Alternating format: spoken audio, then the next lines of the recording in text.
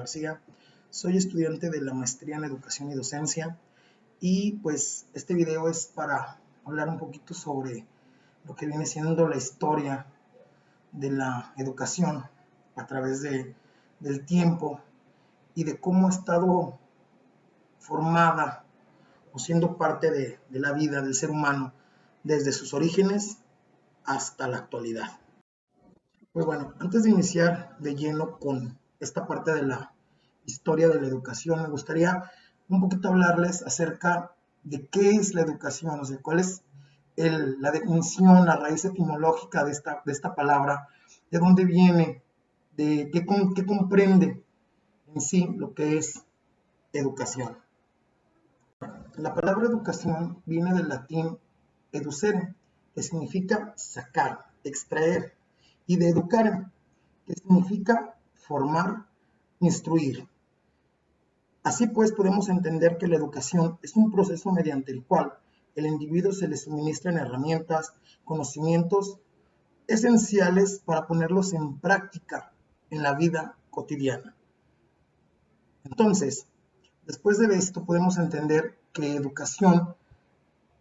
educación siempre ha estado ahí en nuestra vida, en nuestra formación. A lo largo de la historia, el ser humano ha estado ligado a la educación de manera directa. Nuestros primeros pobladores tuvieron que aprender a cazar, a recolectar, a vestirse, a la ganadería, a la agricultura, a la pesca, entre otras muchas actividades destinadas a coexistir y vivir en sociedad.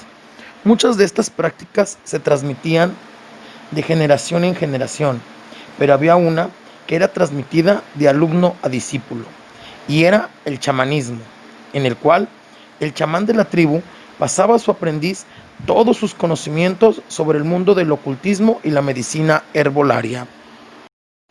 Pasado el tiempo y con la evolución y adaptación, cambiaron las cosas, y en Grecia, cuna de la civilización y el progreso, aparecieron los filósofos y la filosofía surgió por el asombro de estos grandes pensadores.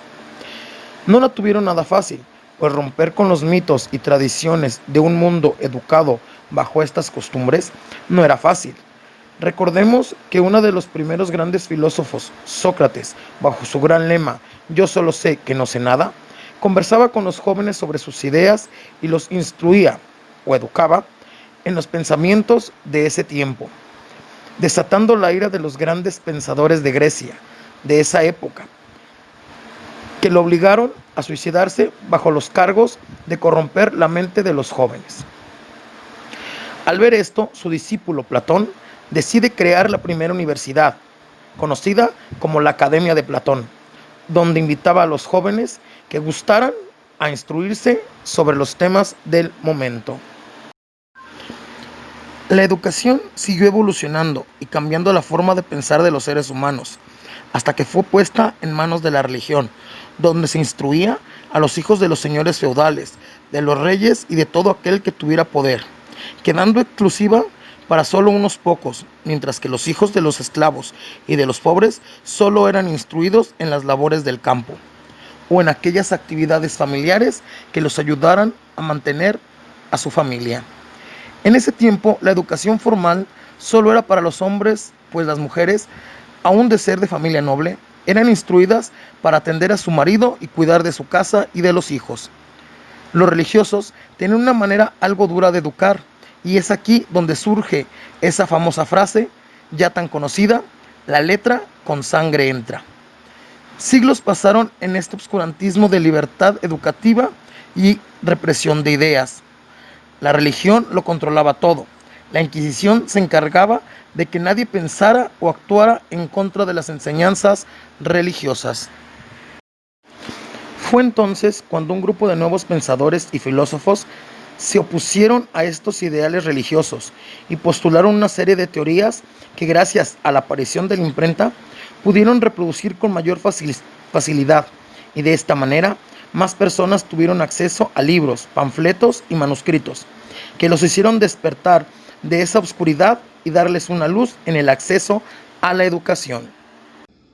Como pudimos apreciar, la educación ha evolucionado junto con el hombre, acompañando sus aprendizajes y acrecentando su conocimiento. A lo largo de los años, la instrucción ha sido una necesidad social y cultural.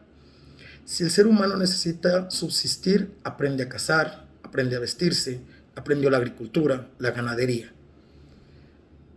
Si el hombre necesita aprender a leer y escribir, ya pues aprende a transmitir sus ideas. Pero aquí la pregunta es, ¿quién ayuda al hombre a aprender y adquirir todos estos conocimientos? La respuesta es sencilla: un maestro. La figura del maestro también ha cambiado a lo largo de la historia, como la educación. Recordemos que en un principio un maestro era aquella persona sabia que había adquirido sus conocimientos a través de la experiencia que le daban los años. Esa experiencia, como lo vimos en los primeros pobladores, con el chamanismo, en Grecia con los primeros filósofos, cómo transmitían sus conocimientos a sus discípulos, cómo los instruían, cómo los llevaban a aprender, a querer conocer, a investigar y explorar más sus conocimientos. Pero al surgir las primeras escuelas oficiales, se necesitaba una figura con mayor autoridad, con mayor conocimiento, con mejor dominio de los temas, que pudiera transmitir ese conocimiento, que pudiera ser una figura que inspirara autoridad, que inspirara respeto. Y es por eso que también el maestro tuvo que aprender, tuvo que prepararse, tuvo que ir a escuelas especiales donde lo formaran como esta figura que pudiera transmitir esos conocimientos, enriquecer el conocimiento de los jóvenes o de los alumnos que estaban a su cargo dentro de las escuelas. Fue así cuando el proceso de enseñanza-aprendizaje comenzó, pues ya se tenía una figura como el maestro, un alumno que recibiera los conocimientos y, por supuesto, los conocimientos que iban a ser transmitidos. Durante muchos años, este modelo de escuela se le conocía como el modelo tradicionalista, o la escuela donde el maestro era ese ser activo, ese ser que impartía el conocimiento, que tenía los saberes completos de todo lo que decía, y el alumno solamente era un ser pasivo, un ser que se sentaba, obedecía, no hablaba, no opinaba, tenía que guardar el debido respeto ante su superior. No se le permitía participar, no se le permitía estar activo dentro de las clases. Él solamente era un receptáculo de la información, donde el maestro llegaba, hablaba, y el alumno escribía y memorizaba. Este tipo de prácticas no solamente eran de esta manera, sino que también se le conocía como un tipo de práctica muy fuerte, porque acordémonos de esa frase de la letra con sangre entra. Aquí le dejo a mi hijo con todo y orejas, para que usted lo eduque. Entonces el maestro se tomaba muy en serio este papel de yo soy el maestro que te está educando, te está enseñando, y si no me obedeces, tengo la autoridad para ponerte un castigo físico y emocional. Los castigos físicos eran demasiado fuertes, demasiado agresivos. Entre ellos destacan el hecho de que, por ejemplo, se les dejaba parados en el sol durante muchas horas, o en algunos casos, como cuentan nuestros abuelos o personas de ya grandes, que se les dejaban hasta hincados en hormigueros durante muy buen rato para que aprendieran de sus errores. Bueno, como comentábamos, este tipo de prácticas, al igual que los jalones de cabello, los jalones de oreja, las dichosas orejas de burro, todo eso eran prácticas muy comunes en la educación tradicionalista. Pero, ¿cómo cambiaron estas prácticas? ¿O por qué? ¿Cuál es el objetivo? ¿Cuál fue el objetivo, la necesidad de que estas prácticas cambiaran?